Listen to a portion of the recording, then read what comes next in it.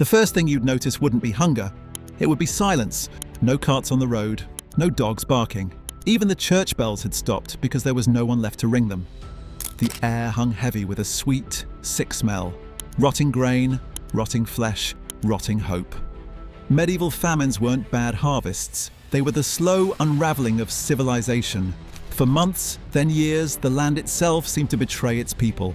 Fields turned to swamps, rivers carried the dead downstream, and families turned into enemies over crumbs. This is why you'd never survive a medieval famine, because hunger wasn't the enemy, humanity was.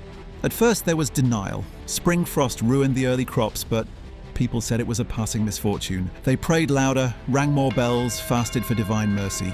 By midsummer the rains came, not salvation but punishment. Too much rain. The wheat sprouted, drowned and rotted where it stood. The smell was everywhere, wet soil, mold, decay. Farmers watched helplessly as their life's work melted into mud. A man could stand knee-deep in what used to be his livelihood. Mothers scraped fungus from blackened bread and fed it to their children anyway. The year was 1315. Across Europe, from England to Poland, millions were already beginning to starve. Hunger crept in quietly. First came the dizziness, then the weakness, then the faint humming in your ears that never stopped. Children cried until their voices broke. Then they stopped crying at all. In a small village in Flanders, a priest recorded, "The children look like wax figures. The mother's milk has turned to dust." By winter, the snow covered more bodies than it melted. People began to fear the sound of silence because silence meant another home had gone empty overnight. The second year was worse. The rain still fell, washing away the topsoil, flooding granaries, drowning cattle where they stood. The smell of damp hay and rot clung to every surface.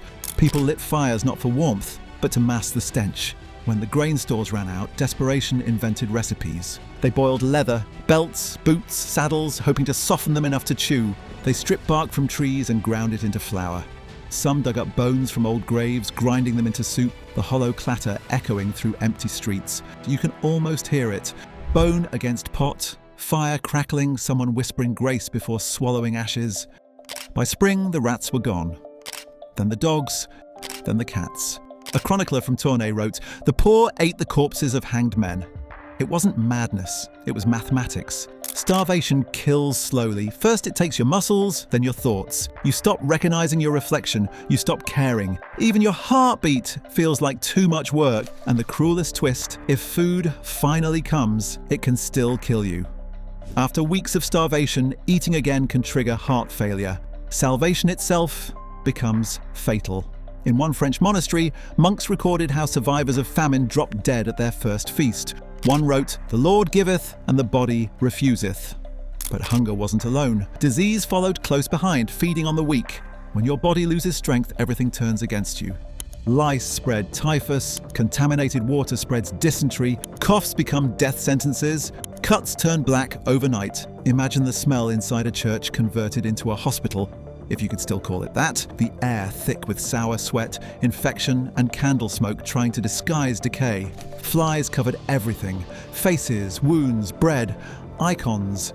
Typhus fever burned through villages faster than fire. Dysentery drained what little strength people had left. Pneumonia filled lungs already choking on cold, damp air. The lucky died first. The unlucky lived to bury them, or tried to. Society itself began to unravel. Markets turned violent. Bakers locked their doors. Millers guarded their grain with knives. A father in Bruges sold his last loaf for a handful of silver, only to find his son dead that night, murdered for the same bread. Neighbors stole from each other. Churches were robbed for communion wine. Priests stopped preaching mercy and started blessing theft, saying survival was its own absolution.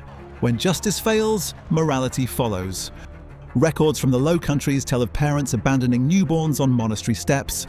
In England, entire villages fled into the woods, living like animals, eating roots and snails. And then came what even priests refused to name: cannibalism. A monk in Picardy wrote simply, "We ate what was left to us."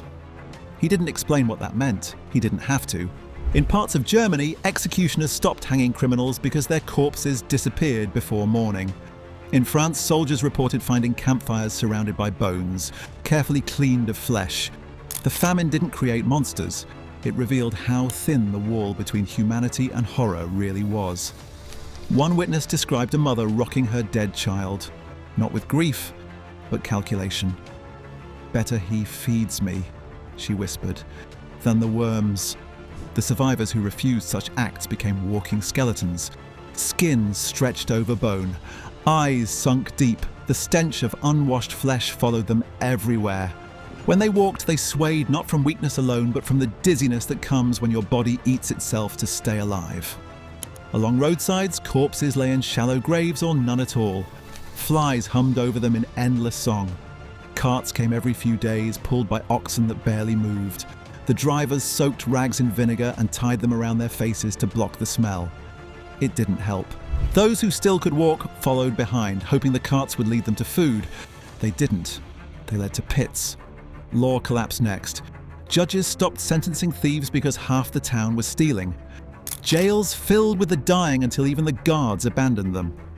One city magistrate wrote, "If we punish them, there will be none left to till the fields." Coins became worthless. A man could offer a purse of gold for a handful of barley and still be refused. The baker's apprentice became a thief, the priest a liar, the lord a beggar. Even kings couldn't escape the famine. In England, Edward II ordered grain imported from Ireland. It arrived rotten. In France, the royal treasury emptied trying to feed starving cities. Nobility watched their estates die along with their peasants.